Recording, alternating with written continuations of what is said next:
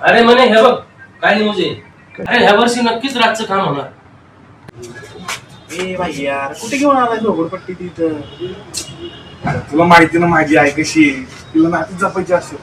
मावशी काकाला आणि ते राजाला भेटायचे. काय पेढा देऊन म्हणली. ठीक आहे तू काय कर माहिती काय असेल ते उरकून लवकर ये बाई भेट.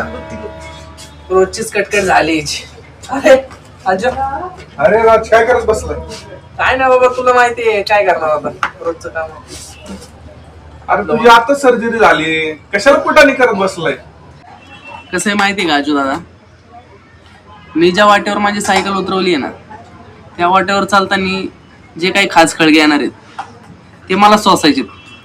आणि त्या वाटेवर चालताना जर का माझ्या सायकलीची चेन उतरली तर ती चेन पण मलाच चढवायची. पण खरं सांगू, रस्ता मी ठरवलेला आहे आणि त्यात माझ्या घरच्यांची साथ मला आहे, त्यामुळे मजा लय येते बघ. पण जाऊ दे, तुला नाही कळणार.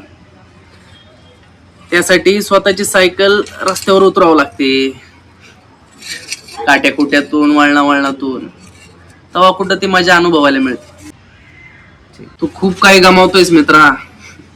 कारण कसं आहे, आपली वाट आपण चालण्याचा आनंद त्यालाच समजू शकतो ज्याचे पाय मातीने माखलेले असतात. तू काय बोलतो मला कळलं झालं डोक्यात तुझ्या. आणि दे बाबा. मावशी काका कुठे आहेत? हाय आतमध्ये जा. तर थँक्यू. मावशी काका कसे आहेत? बरं एकदम ठीक. हो तुम्हाला तर माहितच असेल हो. हा काय पेढा. माझी आता डिग्री कंप्लीट झाली, पप्पाच्या जागेवरती रुजू झालो. हो असंच आशीर्वाद राहू द्या. चला येतो मी, जायचंय. चला येतो. जेवण करून जा ना. नको नको मित्र थांबले बाहेर जातो.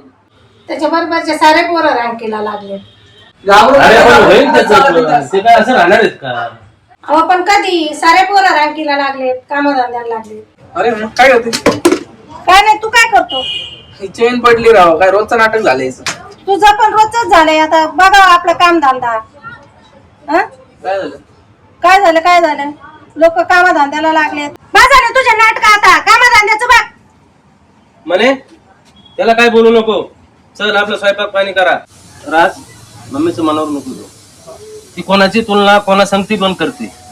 पप्पा कसं आहे माहितीये का, हे वयच असं आहे ना, कोणाचीच गोष्ट मनावर घेऊन नाही चालत.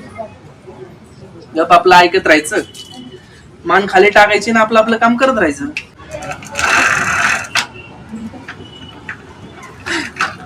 झाली. चालावी चालावी वाट चालावी चालावी वाट चाला.